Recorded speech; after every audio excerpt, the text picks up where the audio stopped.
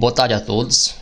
Quero saudar aqui a presença, nesse momento em que a gente está participando da terceira jornada da matemática IFCE Campo Cedro.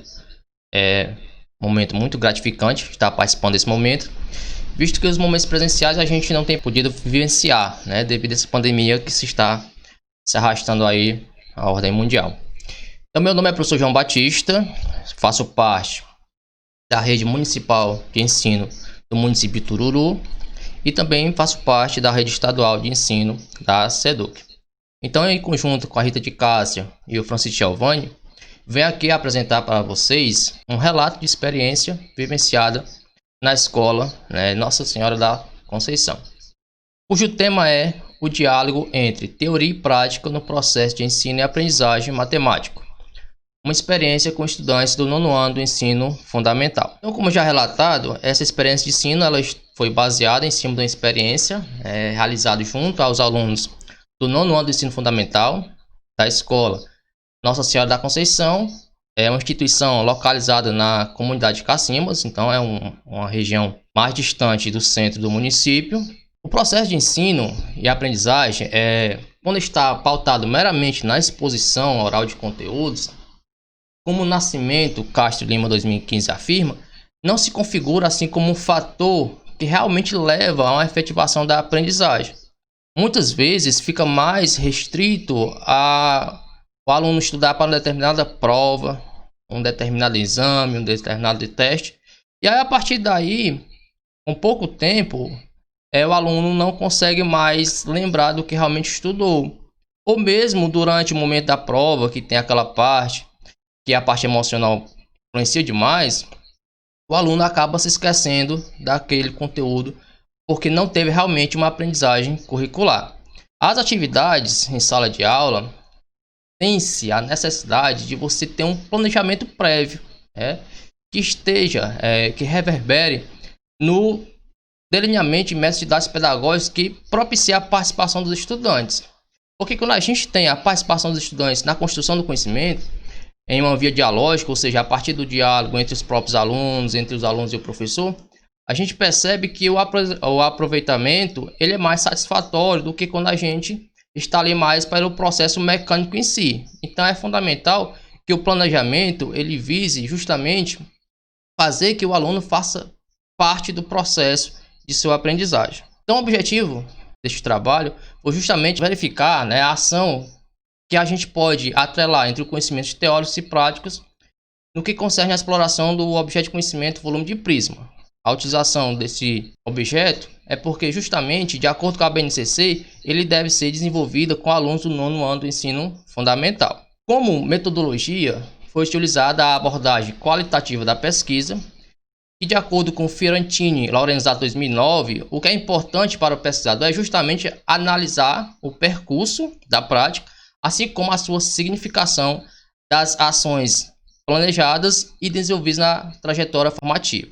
Essa prática ela foi desenvolvida na primeira quinzena do mês de outubro de 2019, com 10 alunos do ensino fundamental já da referida escola, sendo que o tempo de 100 minutos foi dividido em 2 horas aulas com 50 minutos cada uma. O objeto de conhecimento utilizado foi o volume de prisma, que está de acordo com a BNCC, e foram utilizados vários recursos, desde a parte tecnológica, como o notebook e data show, como materiais mais básicos, como cola, tesoura, régua, papelão, material, o livro didático, e materiais xeroscopiados. Para o registro da ação da aula e, posteriormente, para análise posteriores, foi utilizado um diário de campo. A primeira parte da aula foi realizada a atividade preditiva.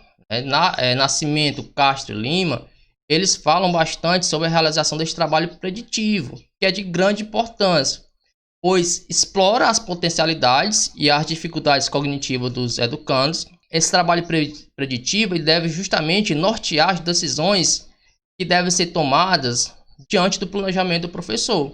Então você prepara a sua aula, chega lá no momento, é importante você saber o que é que o aluno já sabe daquele assunto, quais os anseios que aquele aluno tem. Para a realização dessa atividade, foi solicitado que os estudantes realizassem a medição de alguns elementos presentes na sala de aula, sem utilizar fitas métricas ou réguas. A BNCC, ela evidencia que necessitamos explorar justamente que o aluno tenha esse domínio das unidades de medidas convencionais, né, como a gente pode ter o metro, e unidades não convencionais. Então, no primeiro momento, quando foi pedido aos alunos para que fizesse a medição, né, de alguns elementos presentes na sala, mas não foi fornecido nenhuma régua, nem uma fita métrica, os alunos ficaram, de primeiro momento, assim, estáticos, sem saber muito o que fazer. E aí, foi dado um tempo até que uma equipe ela teve a iniciativa de começar a medir os elementos com a palma da mão. E a partir que uma equipe iniciou, as demais começaram a realizar o mesmo processo. Então, a gente observa que teve essa interação entre os estudantes, eles que estavam realizando o processo de aprendizagem, eles estavam buscando meios alternativos para contornar o problema proposto. E aí foi medido cartaz, foi medido quadro, foi medido o combobó da sala, realizado o registro e o confronto dos dados. Em relação aos questionamentos, como a gente vai ver posteriormente, como o papel do professor está mais relacionado a motivar o aluno a se desenvolver, foi instigado a eles perguntando quais foram as dificuldades iniciais. E aí, como resposta, foi justamente obter um meio para medir, uma maneira não convencional, sem estar utilizando aí uma régua ou uma fita métrica. Depois foi questionada a precisão das medidas, visto que cada indivíduo tem um comprimento da palma da mão diferente. Então, eles conseguiram verificar que para cada equipe houve a diferença dos dados, né? Principalmente por causa dessa diferença do tamanho do palmo da mão.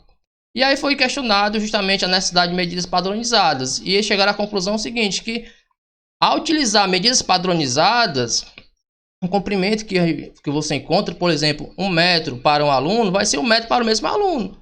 Já que 5 palmas de um aluno que tem uma palma menor, vai ser diferente o comprimento para um aluno que tem uma palma da mão muito maior. Então, vai ver essa diferença das medidas. Então, vem aí a necessidade da padronização. Para dar sequência na aula, que a ideia era fazer análise, né, do volume de prisma, foi apresentado os elementos de um prisma, como a íoa, vértice, a aresta, os sólidos que formam parte desse prisma. E é apresentado basicamente os prismas de base triangular e base quadrangular, porque são mais facilmente percebidos no nosso cotidiano.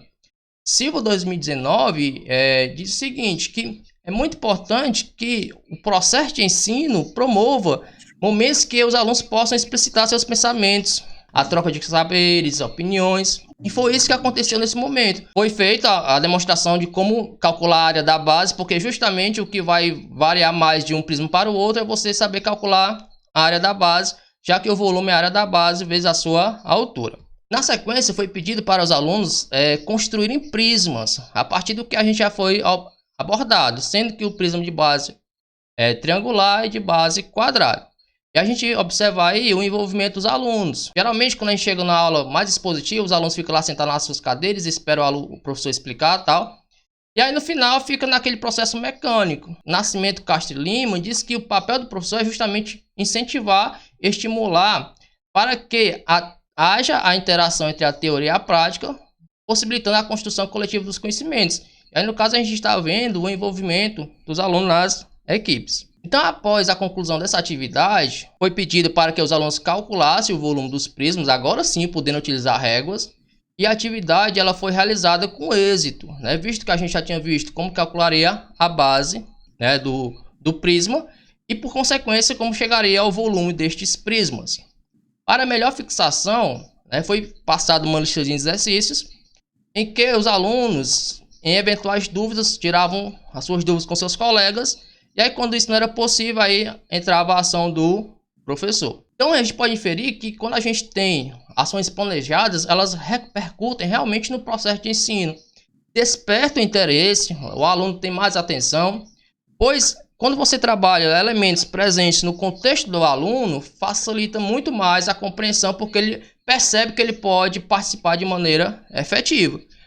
A memorização de formas e conceitos não vai configurar realmente no modelo efetivo. Que o aluno ele possa participar da definição, predizer alguns fundamentos, argumentar, construir seu próprio conhecimento. fazer um atrelamento entre a matemática que a gente observa na escola com o que ele consegue perceber no dia a dia. Aí assim você vai ter uma perspectiva realmente de aprendizagem dos discentes. Aqui a gente tem algumas referências que fundamentam o trabalho. Deixo aí à disposição para as eventuais perguntas a partir da finalização do bloco. Agradeço a atenção de todos.